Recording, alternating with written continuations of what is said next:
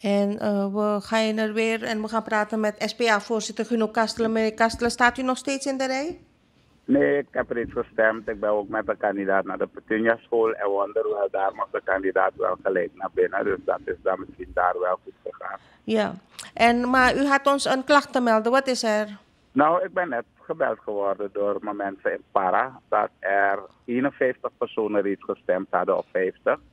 En bleek, en een van onze mensen die daar coördinator is, toen hij stemde, heeft hij opgemerkt dat dus het stembiljet op resortraadsniveau van Para Noord is.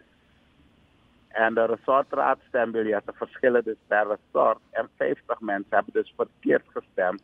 Hebben op Para Noord resortraadsmensen gestemd. Die zijn al weg. De 51ste, onze coördinator, die moet wachten. Hij mag opnieuw stemmen voor het betreft op RR-niveau. Maar intussen zijn dus 50 stemmen die naar resortraadsleden van Para Zuid zouden moeten gaan. Die zijn geplaatst op Para Noord, omdat de verkeerde stembiljetten daar zijn geplaatst. En wat nu? Dus ze hebben even de stemming geschorst.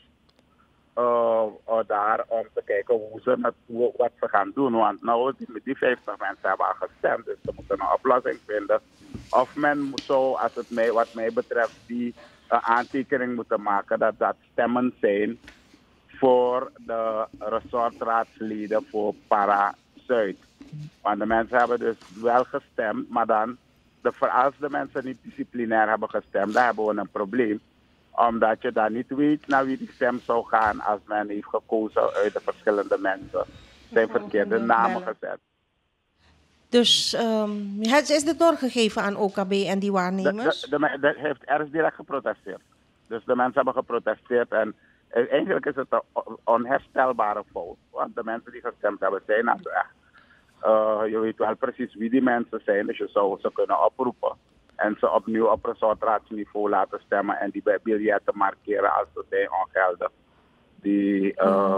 Die reeds. Ja, we moeten even afwachten wat voor oplossing ze gaan zoeken. We gaan ook zo meteen even bellen met iemand in Para. Nog één vraagje, meneer Kastelen. We kregen van een meneer Amimba, die is van de SPA, toch?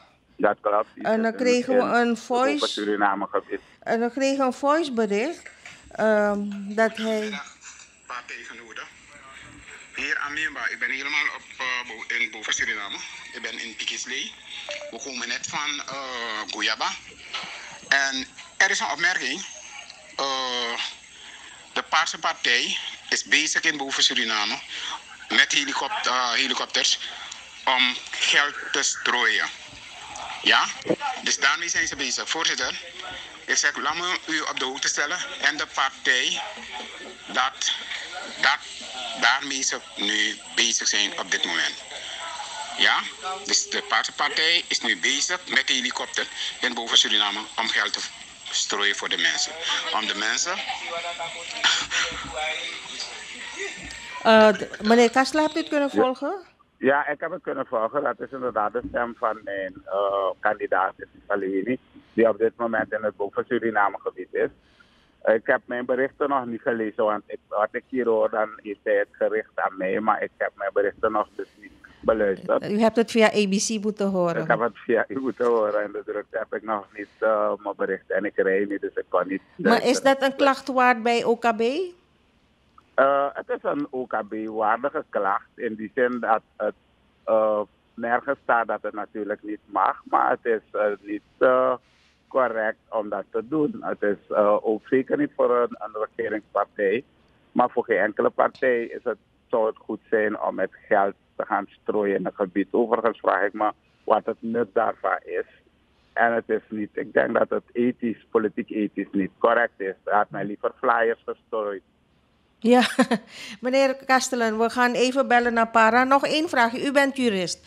Ik heb ergens gelezen, maar ik moet het nog preciezer nazoeken. Misschien dat iemand me daarmee kan helpen.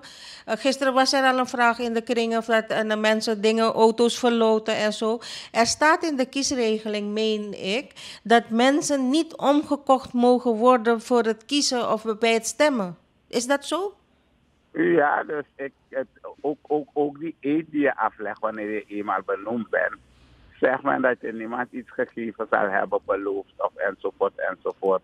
Wanneer het wordt beëdigd tot parlementariër. Maar iemand heeft me eerder die klacht ook gegeven. En ik zeg van, waarschijnlijk is de fout niet eens bij de partij of de persoon die dat doet. Maar is de fout bij de commissaris die voor zo'n loterij een goedkeurende vergunning heeft gegeven. Want je moet toch een toestemming vragen om dergelijke hazardspelen te organiseren. Dus ik denk dat de fout bij de overheid zelf zit om vergunning te verstrekken daarvoor. Meneer Kastelen, we spreken u later op de dag wel. En we gaan intussen verder naar Para. Is goed. Ik hoop te horen wat de oplossing is. Ja, we gaan bellen met meneer Slijters van de NPS, een afdeling in Para. Intussen heeft Sam Blankendaal ons een bericht gestuurd dat er 300 stembiljetten te weinig zijn bij een stembureau te Flora. Nou, dat is me een toestand. Dat moeten we ook doorgeven aan het OKB en het Waarnemersinstituut, dat er 300 stembiljetten te weinig zijn bij een stembureau te Flora. Maar het is nog niet zo duidelijk of het klopt of niet. Maar dat gaan we uitzoeken aan de telefoon. Meneer Slijters van de NPS-afdeling. Ja, meneer Slijters met Bimla Gayadin van ABC. Ja, Bimla. En u bent live in de uitzending. Ja, wat is er gebeurd in Para? Oké, ik sta wel in een stemrij op de stem. Oké, en als u het snel kunt vertellen. Ja, dus op Kabindendorp.